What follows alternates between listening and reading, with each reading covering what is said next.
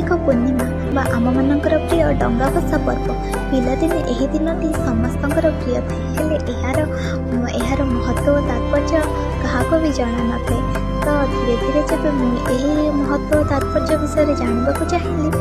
चाहिए जे समस्त पाखे आम प्राचीन ओडिशा को प्रदर्शन करने साधक मैंने वाणिज्य करने समुद्र रास्तार बोईतरे बाली जाभा और सुमात्रा भली दीप को जाऊे आ कार्तिक पूर्णिमा भली पवित्र दिन में बोईत बंदपना करा और साधक मैंने बोईत यात्रा सुरुखुरु दिन रही जाइए आम प्रथा बोईत बंधनर हेले आज तो बोईत बंधन देखा मिलूना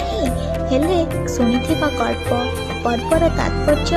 आम संस्कृति कदली पटुआ डंगारे गुआ पान चाउल कदली धूप बरकोली पत्र धूप दीप